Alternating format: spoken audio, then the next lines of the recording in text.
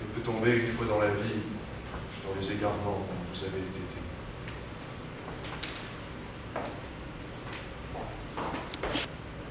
Chaque jour, faisant ma promenade quotidienne, je passais dans une rue étroite. Chaque jour, une jeune fille svelte de 10 ans me suivait à distance, respectueusement, le long de cette rue, en me regardant avec des paupières sympathiques et curieuses. Un jour, elle me suivait comme de coutume. Le bras musculeux d'une femme du peuple m'a saisi par les cheveux, appliqua 2 gifles brutales sur une joue fière et muette, et ramena dans la maison cette conscience éclairée. En vain, je faisais l'insouciant. Elle ne manquait jamais de me poursuivre, de sa présence devenue importune.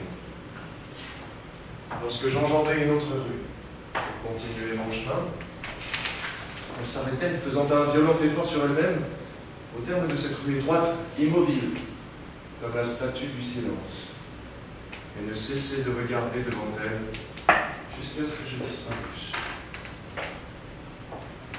Un jour, cette jeune fille me précéda dans la rue, et emboîta le pas devant moi. Si j'allais vite pour la rattraper, alors elle accélérait pour maintenir la distance égale, mais si je ralentissais le pas, au milieu d'un intervalle de chemin assez grand entre les moi, alors elle ralentissait aussi, et y mettait le charme de l'enfance. Arrivé au terme de la rue, devenue pâle comme un cadavre, elle me demanda: auriez-vous la bonté de me donner l'heure? Je lui dis que je ne portais pas de montre et je m'éloignai rapidement. Qui sait? Peut-être que cette fille n'était pas ce qu'elle se disait.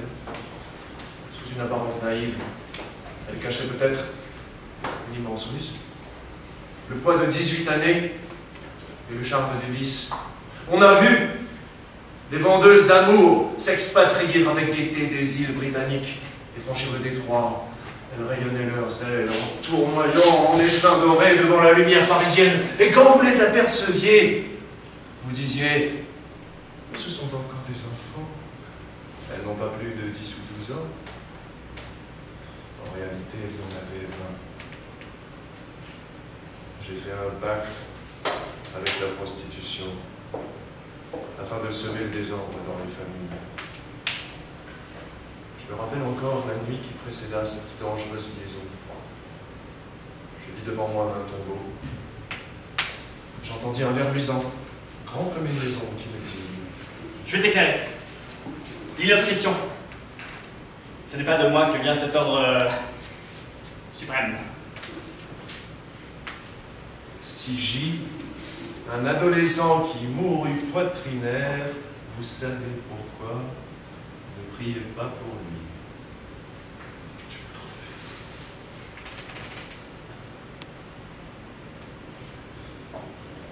Toi, prends une pierre et tu l'as. Pourquoi? Prends garde à toi le plus faible, car je suis le plus fort. Celle-ci s'appelle prostitution. Les larmes dans les yeux, la rage dans le cœur, je sentis naître en moi une force inconnue. Après bien des efforts, je pris une grosse pierre que je soulevai jusqu'à la hauteur de ma poitrine. Je la mis sur l'épaule avec les bras. J'escaladai une montagne jusqu'au sommet. Et de là, j'écrasai sa tête s'enfonça dans le sol d'une grandeur d'homme et la pierre rebondit d'une hauteur de 6 églises. Qu'as-tu fait? Je te préfère à lui, parce que j'ai pitié des malheureux. Ce n'est pas ta faute si la justice éternelle t'a créé. Un jour, les hommes me rendront justice. Je ne t'en dis pas davantage. Mais laisse-moi partir! Adieu, encore une fois. Adieu. Je t'aimerai toujours. Dès à présent, j'abandonne la vertu.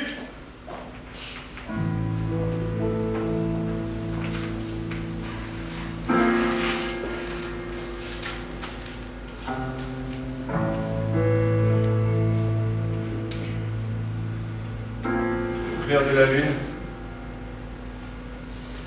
et de la mer, dans les endroits isolés des campagnes. On va plonger dans d'amères réflexions. Toutes les choses revêtirent des formes jolies, indécises, fantastiques. L'ombre des arbres, tantôt vite, tantôt lentement, court, vient, revient, par diverses formes, s'aplatissant, en se collant contre la terre. Dans le temps, lorsque j'étais emporté sur les ailes de la jeunesse, cela me faisait rêver. Me paraissait étrange. Maintenant, j'y suis habitué. Le vent gémit à travers les feuilles, ses notes langoureuses, et le hibou chante sa grave complainte, qui fait dresser les cheveux de ceux qui l'entendent.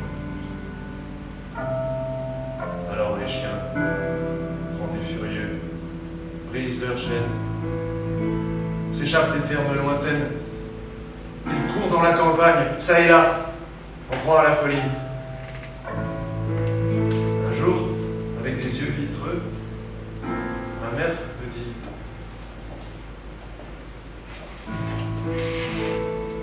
lorsque tu seras dans ton lit, que tu entendras les aboiements des chiens dans la campagne, cache-toi dans ta couverture. Ne tombe pas en dérision ce qu'ils font. Ils ont une soif insatiable de l'infini. Comme toi, comme moi, comme le reste des humains à la figure pâle et longue. Même, je te permets de te mettre devant la fenêtre pour contempler ce spectacle qui est assez sublime. Depuis ce temps, je respecte le vœu de la morte. Moi, comme les chiens, j'éprouve le besoin de l'infini. Je ne puis contenter ce besoin. Je suis fils de l'homme et de la femme, à ce qu'on m'a dit. Moi, ça m'étonne. Je croyais être davantage. Reste que m'importe d'où je viens, moi. Si ça n'avait pu dépendre de ma volonté, j'aurais préféré être le fils de la femelle du requin, dont la faim est amie des tempêtes et du tigre, à la cruauté reconnue. Je ne serais pas si méchant. Vous qui me regardez, éloignez-vous de moi, car mon haleine exhale un souffle empoisonné. Qui, sur la tête, me donne des coups de barre de fer comme un marteau frappant l'enclume?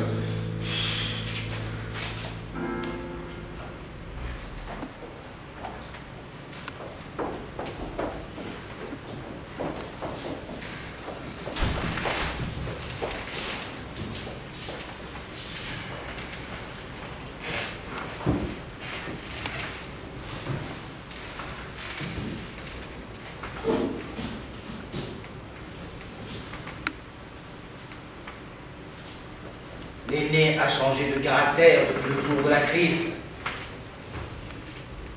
Il n'était déjà que trop porté aux idées absurdes.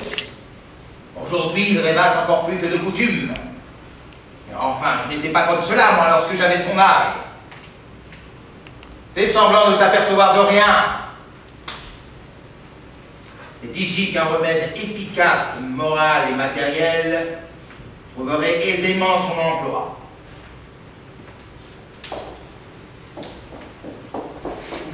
Mervyn, toi qui goûtes à la lecture des livres de voyage et d'histoire naturelle, je vais te lire un récit qui ne te déplaira pas. On m'écoute avec attention. Chacun y trouvera son plaisir, moi le premier.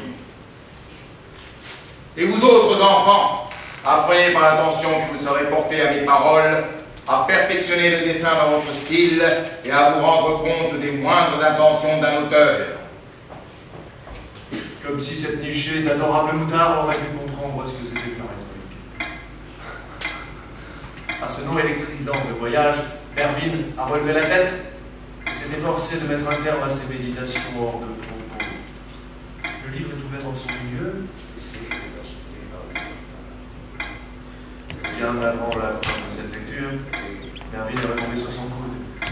Dans l'incapacité de suivre plus longtemps le raisonné développement des phrases passées à la filière et à la saponification des obligatoires.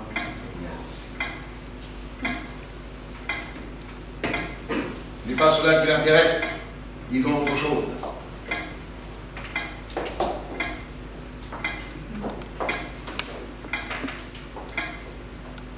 Lis, femme, tu seras plus heureuse que moi pour chasser les jours du chagrin de notre fille.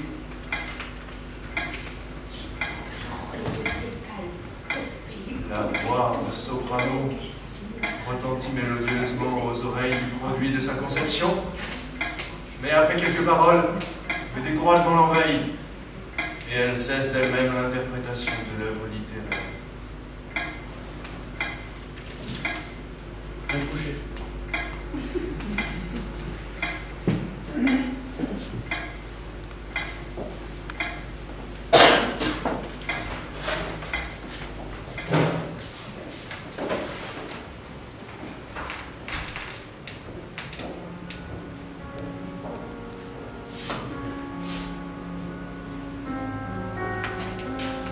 J'ai reçu votre lettre à midi, et vous me pardonnerez si je vous ai fait attendre la réponse. Je n'ai pas l'honneur de vous connaître personnellement, et je ne savais pas si je devais vous écrire. Mais comme l'impolitesse ne loge pas dans notre maison, j'ai résolu de prendre la plume et de vous remercier chaleureusement de l'intérêt que vous prenez pour un inconnu.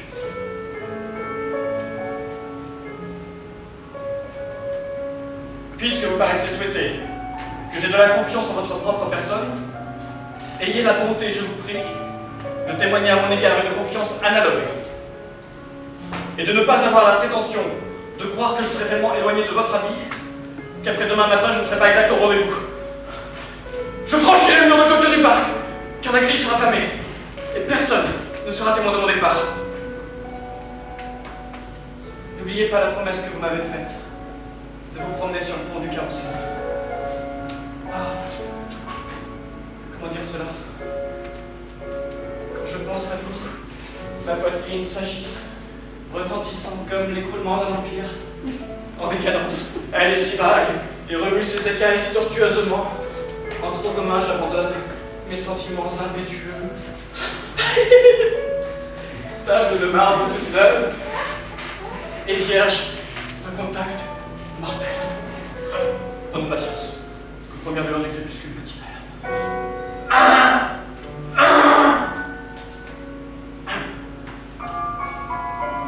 Et dans l'attente du moment qui me jettera dans l'entrelacement hideux de vos bras pestiférés, je m'incline humblement à vos genoux.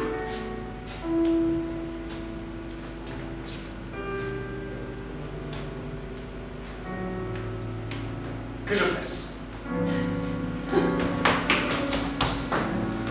Après avoir écrit cette lettre coupable, Mervyn revient se mettre au lit. Ne comptez pas de trouver son ange gardé.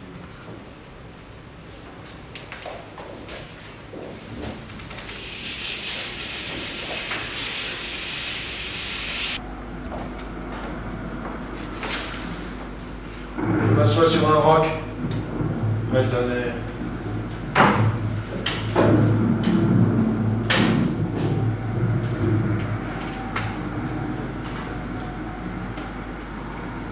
Le navire en détresse tire des coups de canon d'alarme.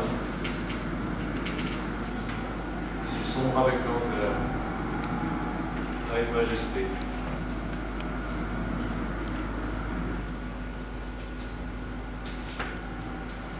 Ils ont fait jouer les pompes tout le jour. Efforts inutiles. La nuit est venue, épaisse, implacable, pour mettre le terme et le comble à ce spectacle gracieux. Chacun se dit, une fois dans l'eau, il ne pourra plus respirer. Car d'aussi loin qu'il fait revenir sa mémoire, il ne se reconnaît aucun poisson pour ancêtre. Mais il s'exhorte à retenir son souffle le plus longtemps possible, afin de prolonger sa vie de 2 ou 3 secondes. C'est là l'ironie vengeresse qu'il veut adresser à l'homme. Le navire en détresse tire des coups de canon d'alarme, mais il sombre avec lenteur, avec majesté. C'est une erreur. Je ne tire plus de coups de canon. Il ne sombre pas. La coquille de noix s'est complètement engouffrée à ciel. Comment peut-on vivre après avoir vécu de pareilles voluptés? Il venait de m'être donné d'être témoin des agonies de mort de plusieurs de mes semblables. Minute par minute, je suivais les péripéties de leurs angoisses. Tantôt, le beuglement de quelques vieilles, devenues folles de peur, faisait prime sur le marché. Tantôt, le seul glapissement d'un enfant en mamelle empêchait d'entendre le commandement des manœuvres. Chaque quart d'heure, quand un coup de vent plus fort que les autres, rendant ses accents lugubres à travers le cri des pétrels effarés, empêchait d'entendre le commandement des manœuvres et augmenter les craintes de ceux qui allaient être offerts en holocauste à la mort. Je m'enfonçais dans la joue, la pointe aiguë d'un fer, et je pensais secrètement: il souffre davantage. J'avais au moins ainsi un terme de comparaison. Du rivage, je les apostrophais en leur lançant des imprécations et des menaces. Il me semblait qu'ils devaient m'entendre. Il me semblait qu'ils devaient penser en moi et exhaler leur vengeance en impuissante rage. Au moment le plus furieux de la tempête, je vis, surnageant sur les eaux, en faisant des efforts désespérés, une tête énergique, aux cheveux hérissés. Il avalait des litres d'eau et s'enfonçait dans l'abîme, ballotté comme un liège. Il était admirable de sang-froid. Il réapparaissait bientôt et, fixant l'œil sur le rivage, il semblait défier la mort. Il ne devait pas avoir plus de 16 ans, car, à peine, à travers les éclairs qui illuminaient la nuit, le duvet de la pêche s'apercevait sur sa lèvre. Et maintenant, il n'était plus qu'à 200 mètres de la falaise, et je le dévisageais facilement. Quel courage! Quel esprit indomptable! Je l'avais décidé d'avance. Je me devais à moi-même de tenir ma promesse.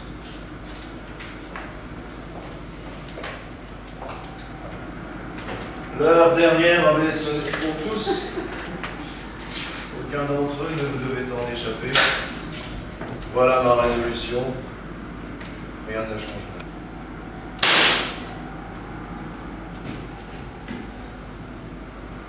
Je ne prie pas à ce meurtre autant de plaisir qu'on pourrait croire. C'est précisément parce que j'étais rassasié de toujours tuer, comme on le fait par simple habitude, dont on ne peut se passer, mais qui ne procure qu'une jouissance spirituelle.